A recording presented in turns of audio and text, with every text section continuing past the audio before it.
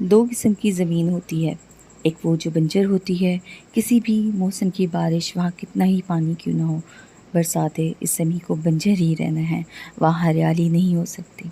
دوسری زمین زرخیز ہوتی ہے، پانی کا ہلکا سا چھینٹا بھی وہاں ہریالی لے آئے گا، مگر ضرورت صرف ہریالی کی تو نہیں ہوتی، اس ہریالی کی ضرورت ہوتی ہے جس سے کوئی فائدہ حاصل ہو، ورنہ ہریالی میں تو زہر، جڑی بوٹیاں اور کانٹے دار جھاڑیاں بھی شامل ہوتی ہیں۔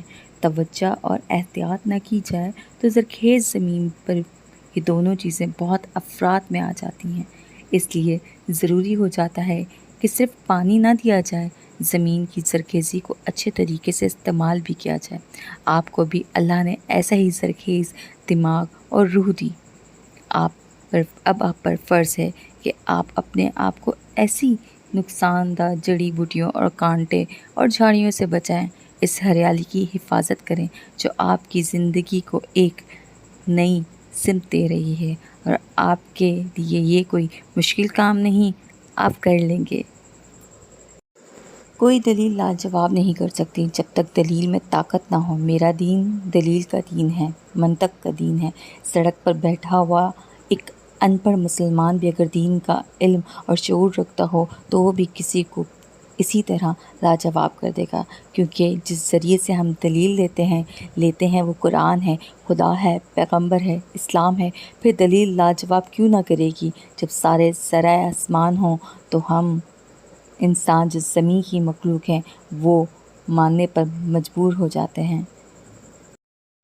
آپ کی خوش قسمتی یہ ہے کہ اللہ نے آپ کو ہمیشہ ہی صراط مستقیم پر رکھا، مگر کسی آزمائش میں نہیں ڈالا، اس لیے آپ نے یہ سوچ لیا کہ مذہب کی ضرورت ہی نہیں، صرف تمام مذاہب کا احترام کرنے اور اللہ کے وجود کو مان لینے سے کام چل جائے گا۔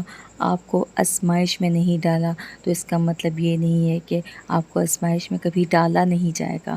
مذہب کی اہمیت کا اصل اندازہ تو اس وقت ہوتا ہے جب آپ آزمائش میں ہوں۔ آزمائش بالکل دلدل کی طرح ہوتی ہے، اس میں انسان صرف اپنے بل بوتے پر نہیں نکل سکتا، کوئی رسی چاہیے ہوتی ہے، کسی کا ہاتھ درکار ہوتا ہے، اس وقت وہ رسی اور ہاتھ مذہب ہوتا ہے۔ رسی اور ہاتھ نہیں ہوگا تو آپ دلدل کے اندر جتنے زیادہ ہاتھ پاؤں ماریں گے اتنے ہی جلدی ڈوبیں گے۔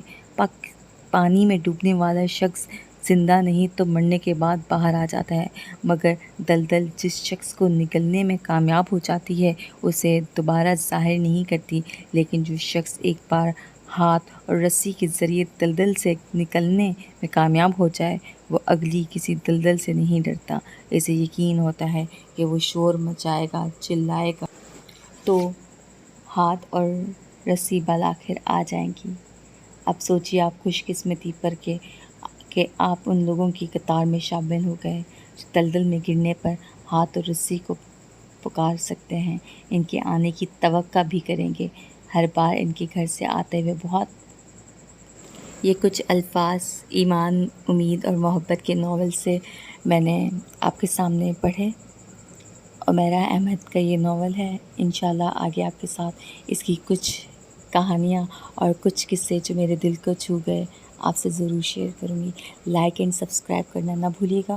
شکریہ۔ اپنی ہوسٹ، اپنی دوست ماروی کو اجازت دیں۔ فی امان اللہ۔